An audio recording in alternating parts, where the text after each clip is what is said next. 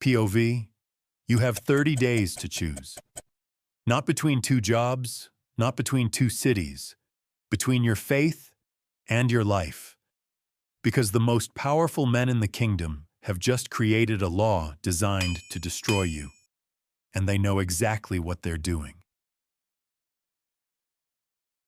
You've spent your entire life doing the right thing, serving faithfully, working honestly, keeping your word. People trust you. Kings trust you. Even your enemies trust your character. But they hate your faith, and that's the problem. The kingdom of Babylon is gone. A new empire rules the world, the Medes and Persians. And somehow, after all these years, you've risen to the top again. King Darius values your wisdom, your integrity, your leadership. In fact, he's preparing to place you over the entire kingdom. Most people would celebrate. Your enemies do the opposite. They panic. Imagine being so trustworthy that people can't find a single crime to accuse you of. No corruption, no scandals, no lies, no shortcuts, nothing. The officials search for dirt. They investigate everything. They find nothing. Eventually, one of them says the words that change everything. We will never find any charge against this Daniel unless we find it against him concerning the law of his God. Suddenly, they have a plan. They approach King Darius, flattering him, praising him, making him feel important. Then they present a proposal. For 30 days, nobody may pray to any god or man except the king.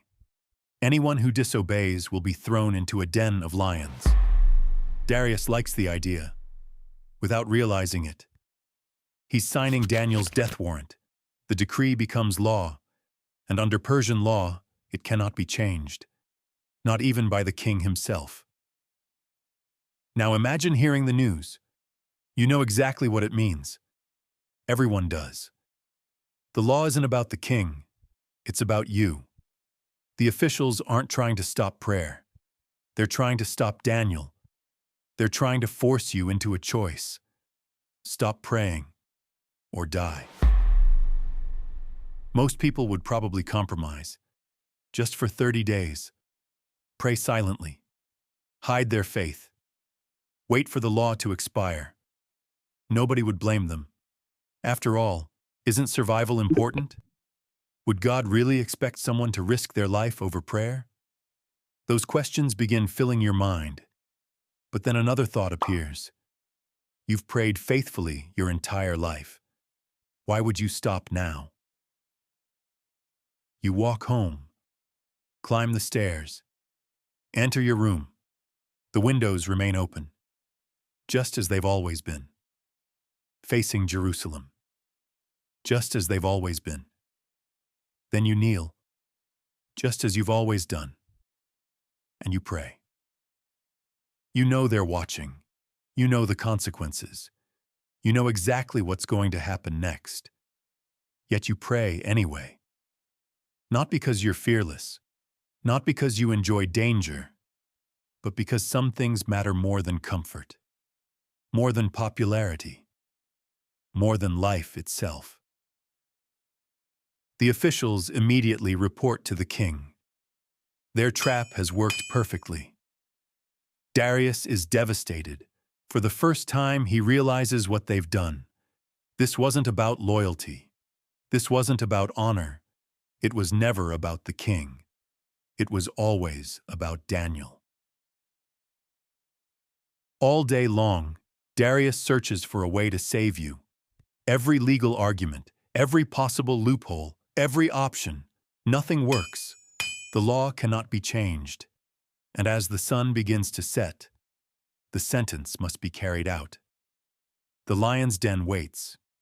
Dark, silent, terrifying. You can hear movement below. The sound of claws against stone. Low growls echo through the chamber.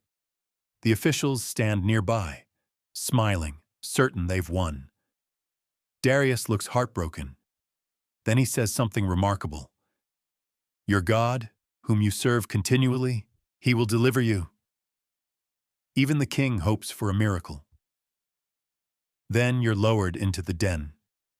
Imagine the feeling, the darkness, the smell, the sound of breathing all around you. Predators. Hungry predators. Animals capable of tearing a man apart within seconds. The stone is rolled into place. The opening disappears. And suddenly, you're alone. Hours pass. You can hear them moving. You can hear them breathing.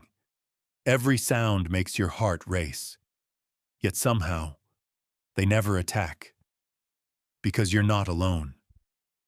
God has sent his angel. The mouths of the lions remain shut. The creatures that should destroy you become harmless. The impossible becomes reality. Meanwhile, Darius cannot sleep. He refuses entertainment, refuses food, refuses comfort. All night he waits, hoping, praying, wondering if Daniel is still alive. The moment dawn arrives, he rushes to the den. His voice trembles as he calls out, Daniel, servant of the living God, has your God been able to deliver you from the lions? For a moment, silence. Then your voice echoes upward. O King, live forever. Imagine the relief. Imagine the shock. Imagine the faces of the officials. The man they wanted dead is still alive. The stone is removed. You're lifted from the den. Not a single wound. Not a single scratch. Not because you were strong. Not because the lions were weak. Because God was faithful. Daniel's story isn't really about lions. It's about conviction. It's about deciding what you'll stand for before the pressure arrives. Because when the moment comes, you won't suddenly develop courage. You'll reveal the convictions you've already built.